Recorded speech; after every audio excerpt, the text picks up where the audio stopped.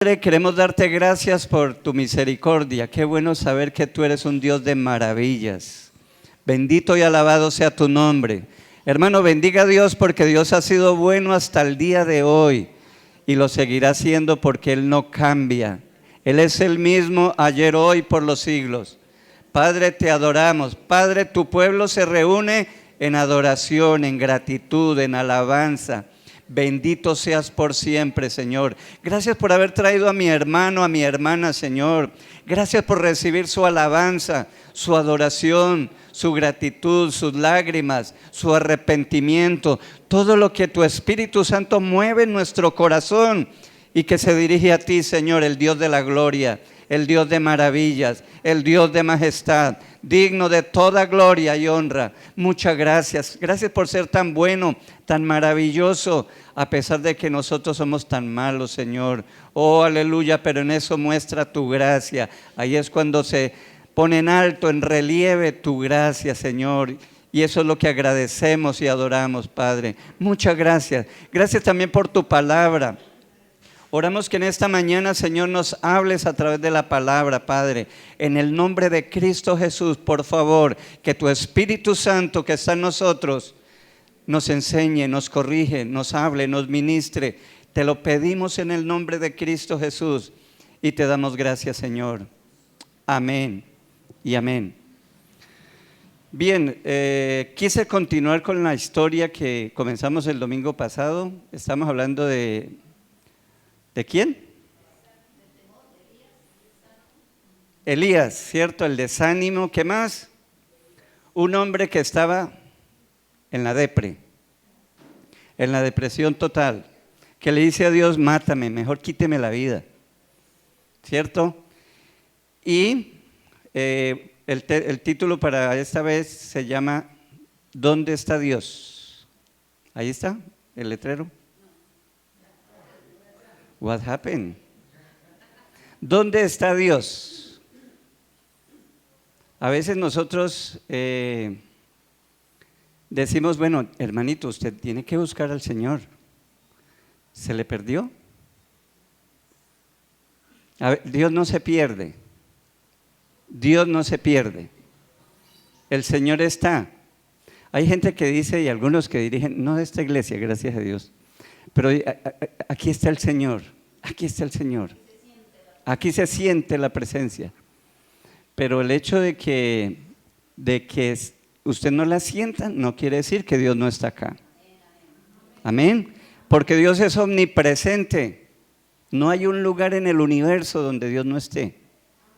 Por ahí hay un chiste que dicen una casita, una finca que queda tan lejos, pero tan lejos que ni Dios llegaba. Eso no es verdad, porque Dios es omnipresente.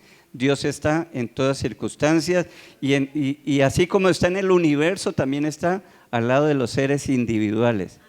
Dígale al que tiene al lado: el Señor está contigo. Amén. Bueno, les voy a pedir que lean, tanto los que están acá como los que están en sus casas van a leer Primero de Reyes, capítulo 19, versículo 9 al 18. ¿Lo tenemos aquí en pantalla? Entonces le voy a pedir que lo lean. A ver, ¿quién dirigiría? ¿Fanny puede leer? ¿Nos dirige a todos la lectura ahí? Y allí se metió en una cueva donde pasó la noche y vino a él palabra de Jehová, el cual le dijo: ¿qué haces aquí, Elías? Él respondió: he sentido un vivo celo por Jehová, Dios de los ejércitos, porque los hijos de Israel han dejado tu pacto, han derribado tus altares y han matado a espada a tus profetas, y solo yo he quedado, y me buscan para quitarme la vida.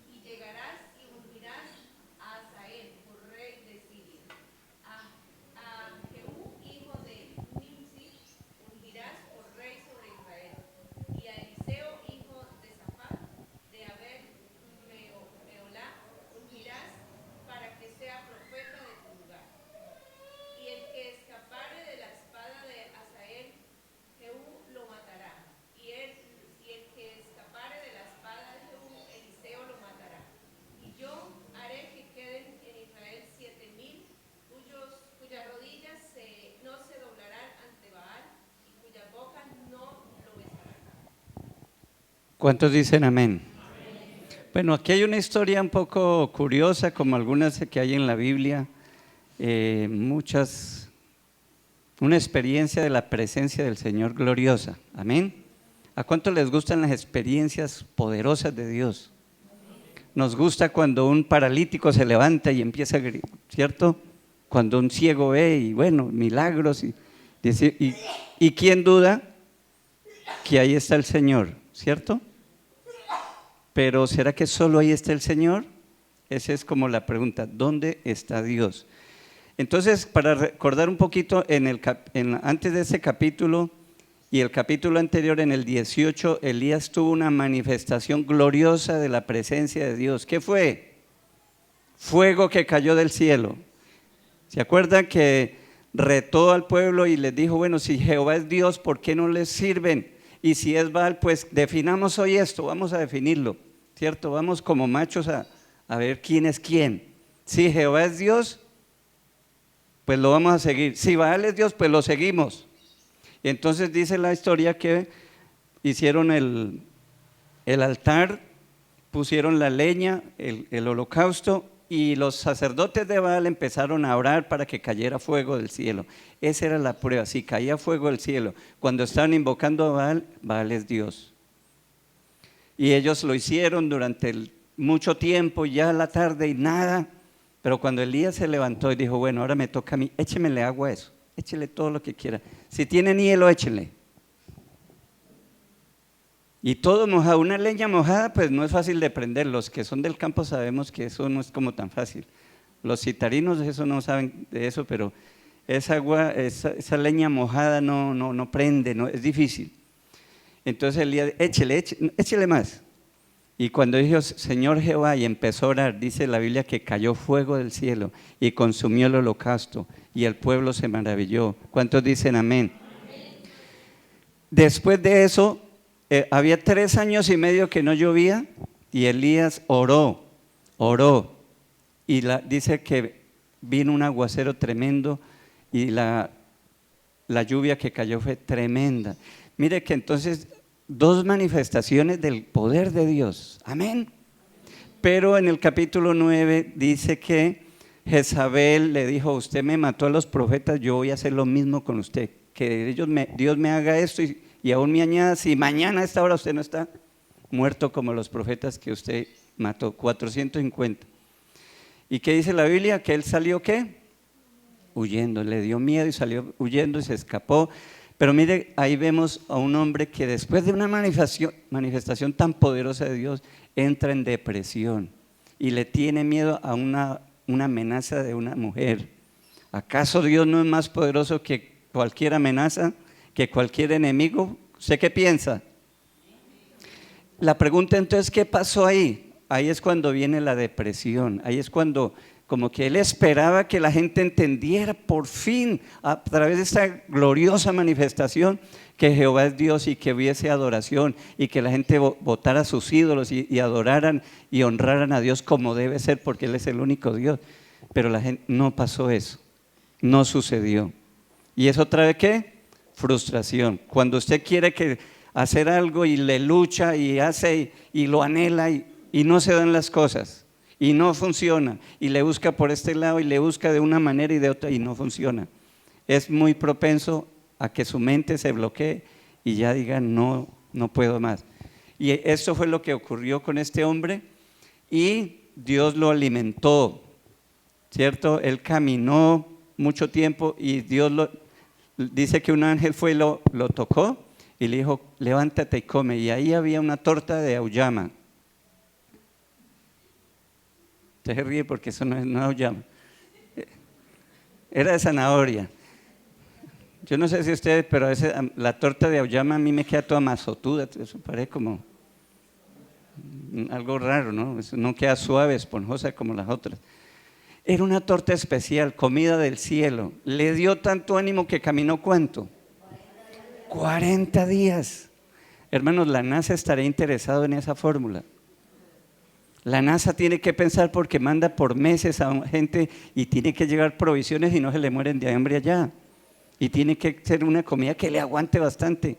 De hecho, muchos alimentos que han surgido es porque la NASA en su investigación tratando de esas barras energéticas, esa comida, descubrieron la quinoa y muchas otras que alimentan, ¿cierto?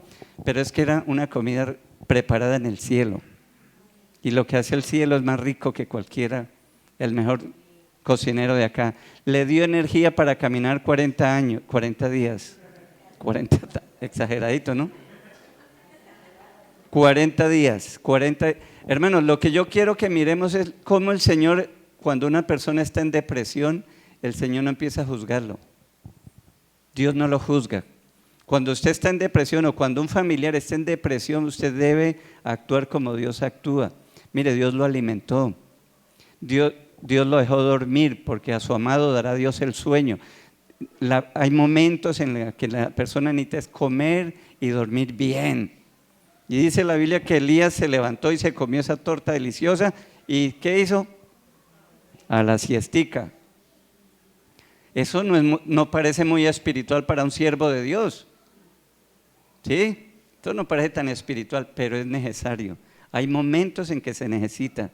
Cuando la persona está en depresión necesita comer bien, necesita descansar, necesita que no le juzguen, necesita que lo comprendan y que le den ánimo. ¿Cuántos dicen amén? Y ahí siguen, entonces la historia sigue ahí en el versículo 9, dice, allí se metió en una cueva. ¿Qué es una cueva? Es un hueco. Mire que llegó al monte de Horeb, donde Dios se había manifestado también con centellas, con rayos, con truenos. Cuando el pueblo dijo, no, que no hable Dios con nosotros, que háblele a Moisés y nos cuenta porque es terrible. No. Llegó allá y se metió en una cueva, o sea, todavía no está restaurado del todo. El proceso sigue. El proceso de la depresión puede tomar tiempo. Amén. Puede tomar tiempo.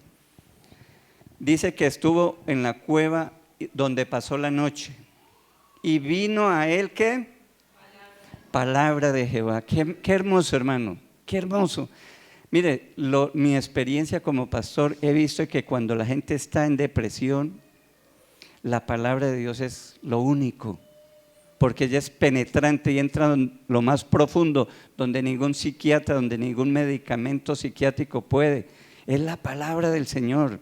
Por eso es importante tener la doctrina clara, porque es que la pregunta, ¿cómo es posible que yo siendo un hombre, una mujer cristiana que cree en el Señor, hombre y mujer de fe, tiene miedo? Tiene miedo. Y me acuerdo una vez un hermano que decía, con una situación parecida, decía, pastor, usted no se imagina lo humillante que es para mí, que para bañarme mi esposa tiene que estar ahí en la puerta del baño. Eso es degradante. Mi hombría está por el piso, eso es humillante. Le da miedo, todo un macho, pero es un momento de la vida. Amén.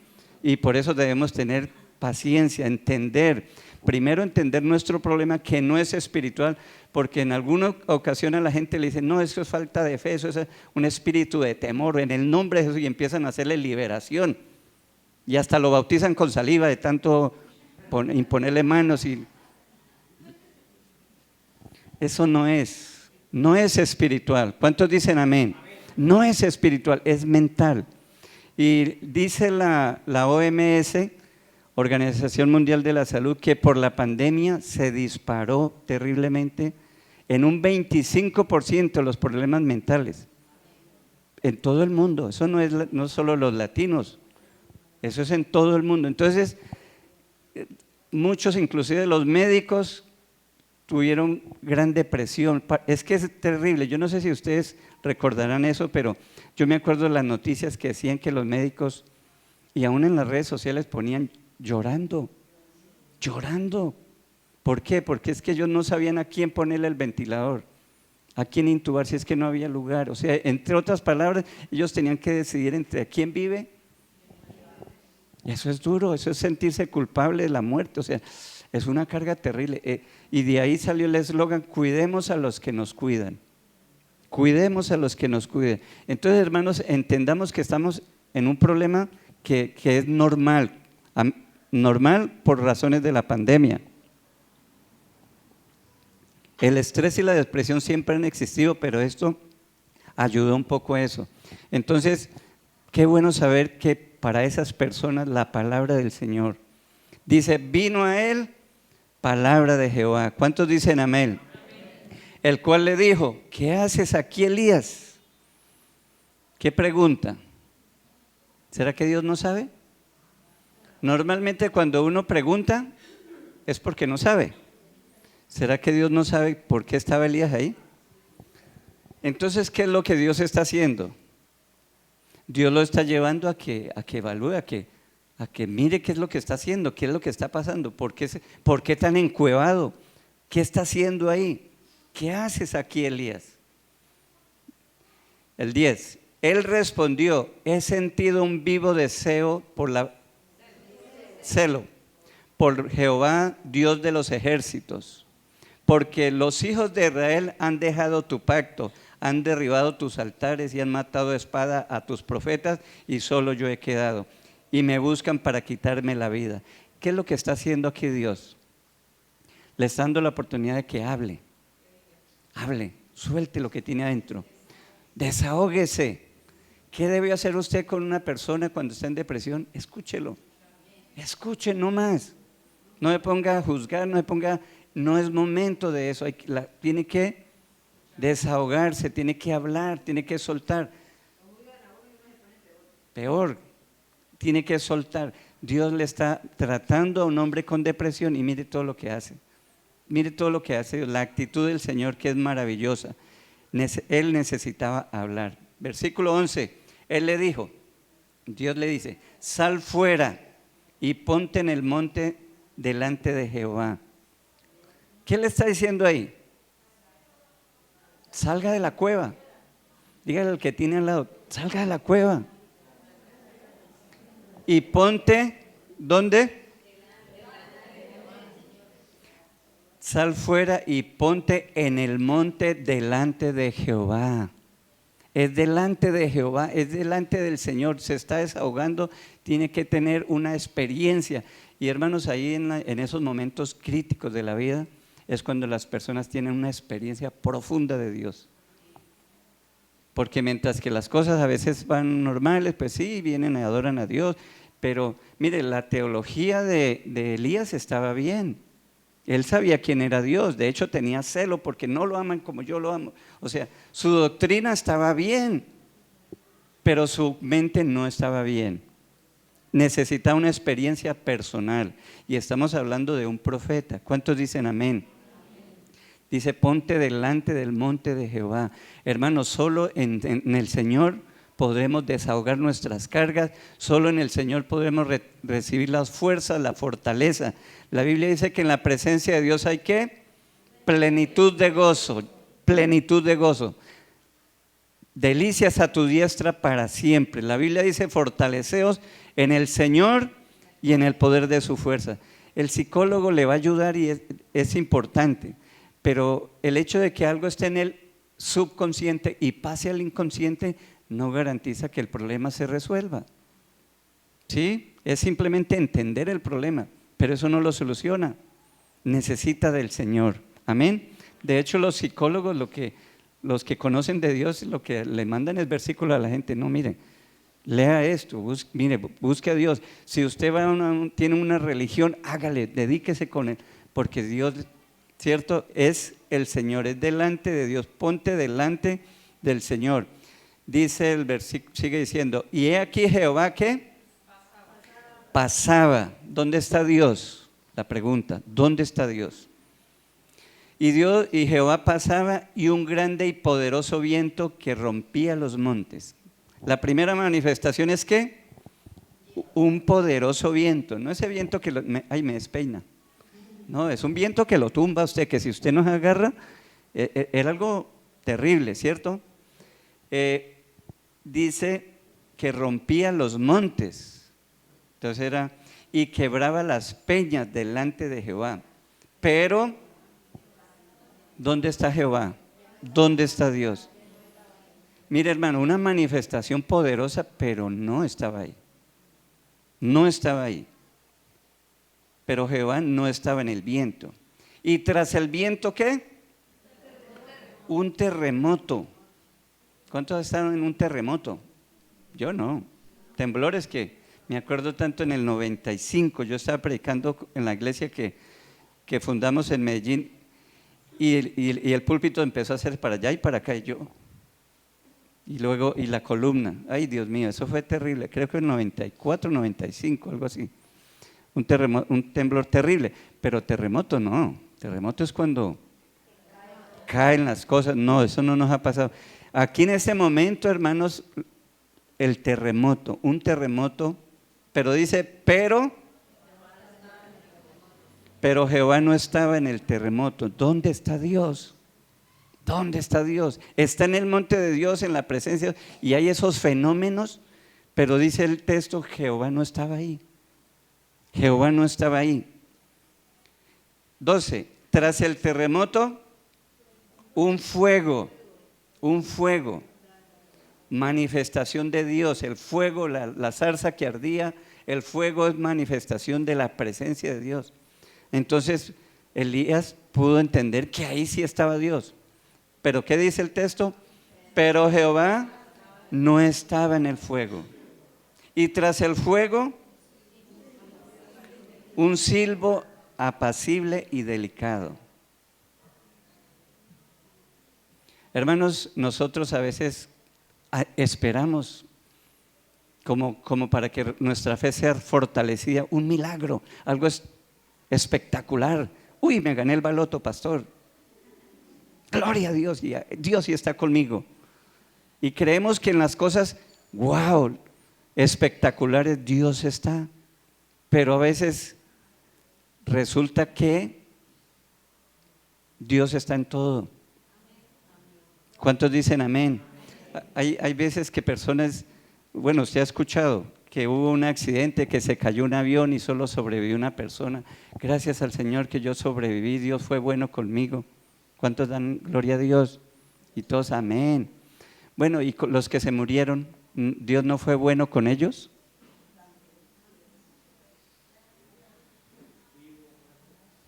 Sea que vivamos, sea que muramos, somos del Señor, ¿cierto? Pero a veces nosotros pensamos como los discípulos cuando estaban en la tormenta, ¿cierto? Y Jesús, levántese, ayúdanos. ¿No se da cuenta que perecemos? Y Él allá descansando.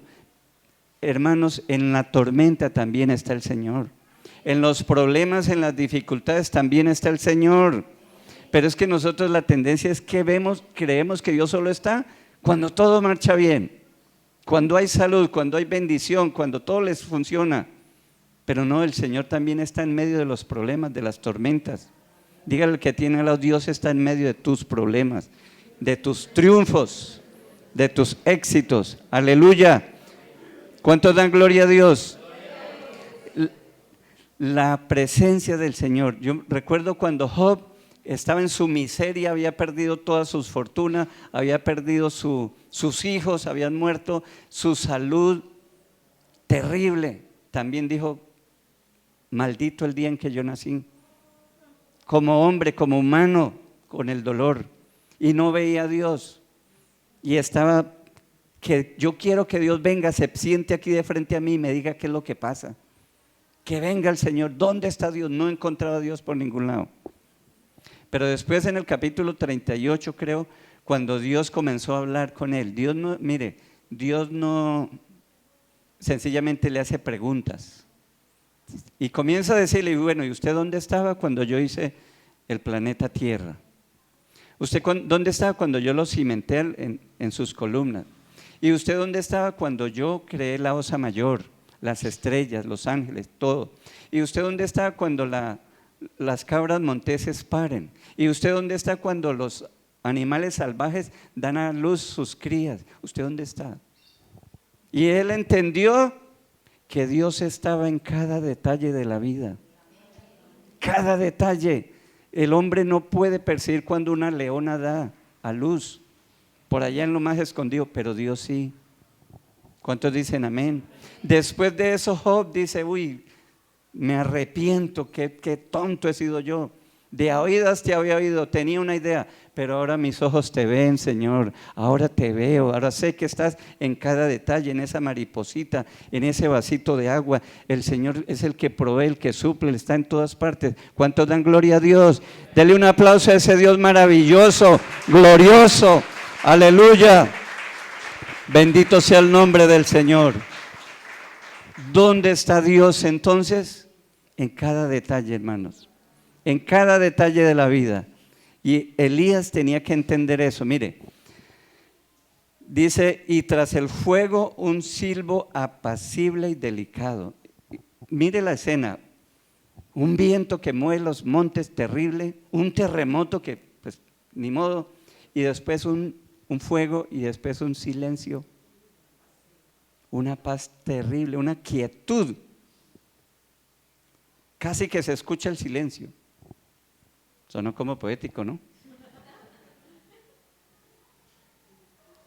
Y dice la Biblia, ahí estaba el Señor. Ahí, exactamente, ahí sí. Ahí sí. Y cuando lo oyó, versículo 13, cuando lo oyó, Elías, ¿qué hizo? Cubrió su rostro con un manto y salió y se puso a la puerta de la cueva. Ahí sí salió. Y aquí que vino a él una voz diciendo, mire, la voz de Dios. Una voz diciendo, ¿qué haces aquí, Elías? Le hace la misma pregunta. ¿Y él qué responde? La misma respuesta. Él respondió 14, he sentido un vivo deseo por Jehová Dios de los ejércitos. ¿Yo qué dije? ¿Cómo es? Perdón. He sentido un vivo celo por Jehová de los ejércitos, porque los hijos de Israel han dejado tu pacto, han derribado tus altares, han matado a espada a sus profetas, y solo, oiga eso, solo yo he quedado, y me buscan para quitarme la vida. Y le dijo Jehová, ve, vuélvete por tu camino, por el desierto de Damasco, y llegarás y ungirás a Hazael por rey de Siria, a Jehú, hijo de Nimsi, ungirás por rey sobre Israel, y a Eliseo, hijo de Safat, de Abed Mejola, ungirás para que sea profeta, en tu lugar. Y el que escapare de la espada de Hazael, Jehú lo matará, y el que escapare de la espada de Jehú, Eliseo lo matará. Y yo haré que quede en Israel 7,000 cuyas rodillas no se doblaron ante Baal y cuyas bocas no lo besaron. Hermano, ¿qué es lo que Dios le está diciendo? Primero, Dios le da una tarea. Salga de esa cueva, hay que trabajar. La vida continúa, resto camino te falta.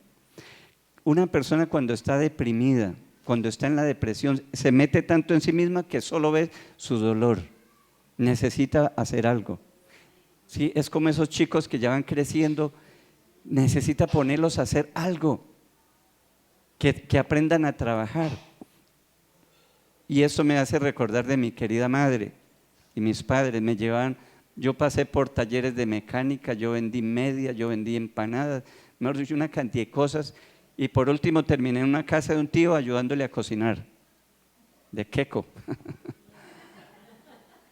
Ellos querían que yo estuviera ocupada, que yo hiciera algo y así aprendí a desenvolverme en la calle, ¿cierto? Mi esposa es miedosa cuando va para el norte, ahí cerremos el vidrio. Cuando vamos por ahí que teníamos que ir a visitar las iglesias, no, relajada mi amor, eso. Gente, no, yo estuve en la calle, yo sé qué es eso, ¿cierto? Se necesita una tarea, hay que ponerlos a hacer algo. Dios le dio una tarea, Dios le dijo la misión continúa, necesita hacer algo. Recuerdo que en Medellín había una joven que tenía muchos problemas y ella, ¿cómo está hermana? No, ahí luchando, usted sabe, siempre, mejor dicho, sí, esas personas que solo botan negatividad, pesimismo, inspirando lástima, como muy metidos en su dolor, en su miseria, y yo le dije, ¿cómo está su tiempo mañana y esta semana? Dijo, no, yo pues no tengo mucho que hacer. Le dije, bueno, la necesito a las 2 de la tarde que me acompañe, voy a hacer varias visitas. Y me la llevé para la comuna 17, no es esta, bueno, una comuna nororiental en Medellín. Y fui a visitar mucha gente y a leer, compartirles la palabra, a orar por ellos. Y ella se dio cuenta, hermanos, que había gente que estaba sufriendo mucho más que ella. Y su cara cambió, su cara empezó, porque ella se dio cuenta que había gente mal, terrible. Algunos que habían quedado mutilados por las bombas de Pablo Escobar. Estoy hablando de la época de los 90 y algo, de esos tiempos. Entonces ella empezó a cambiar, se salió de sí misma, de mirar su pobrecito, yo pobrecito, ay que yo sí sufro, pero mire que más bien vaya y sírvale, y quedó sirviendo y ayudando a esa gente. Hay que ponerles una tarea, y eso es lo que el Señor le dice. Él quería morirse y Dios le dice, mire, vas a ungir a Asael, a Jehú y a Eliseo como sucesor. Mire lo hermoso que hace el Señor. Él que dijo, yo solo he quedado, solo yo, ¿cierto? Y así se siente la persona en depresión, solita, y cree que nadie más sufre y cree que nadie más lo entiende, pero Dios le dio ¿qué? Un compañero de ministerio. Y su ministerio iba a continuar. O sea, mire, él que se consideraba un fracasado y que estaba en depresión, por eso Dios le está mostrando que no, que Dios se encarga de hacer. Y mire la otra, dice, solo yo he quedado. Pero el versículo 18 dice, yo haré que quede en Israel 7,000, cuyas rodillas ¿qué? ¿No se van a doblar? Entonces, ¿qué es lo que quiere decir? No era el único. No era el único. 7,000.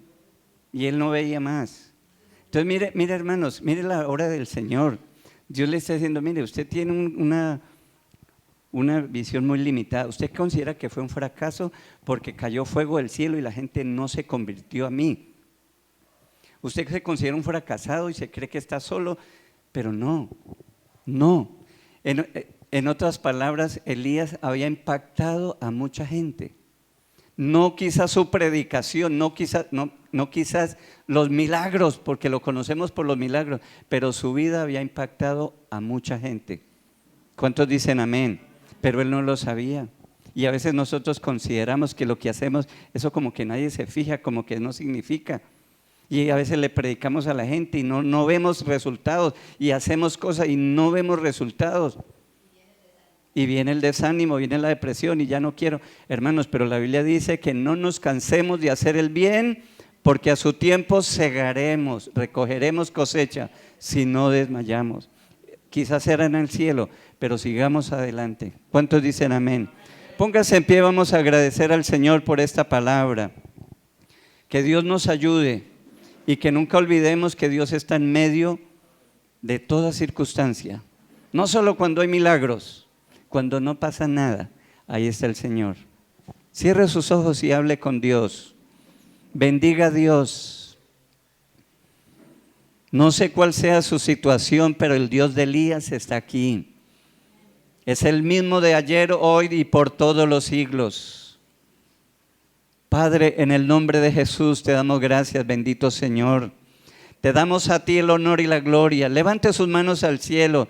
Dígale, Señor, yo te doy gracias porque tú eres un Dios maravilloso. Tú sí que me entiendes, Señor. Tú sí sabes, Padre, cuando viene el desánimo, cuando no veo los resultados, cuando no se dan las cosas como yo quiero, Señor. Pero tú estás ahí, Padre. Gracias por abrirme los ojos para ver que tú estás ahí, Padre. No es donde se dan cosas grandiosas, es en los detalles, en las cosas cotidianas, cuando recibimos el pan nuestro de cada día. Cada mañana tiene su gracia, su bendición, su misericordia. Cada mañana está la provisión del Señor. Ahí está el Señor, hermano. Ahí está día a día. Siempre proveyendo, siempre protegiendo, siempre cuidando. Y aun cuando Él permite alguna adversidad, será para lo mejor, para cumplir sus propósitos. y el nombre del Señor será glorificado. Padre, muchas gracias. Bendice a mi hermano. Abre sus ojos para que te vea, Señor. Porque a veces no te vemos, pero tú estás ahí, Dios mío. En el nombre de Cristo Jesús, bendice y ayuda a mi hermano para la honra y la gloria de tu nombre. Te lo pedimos, Señor, y te damos gracias. Amén. Dele un aplauso a ese Dios maravilloso.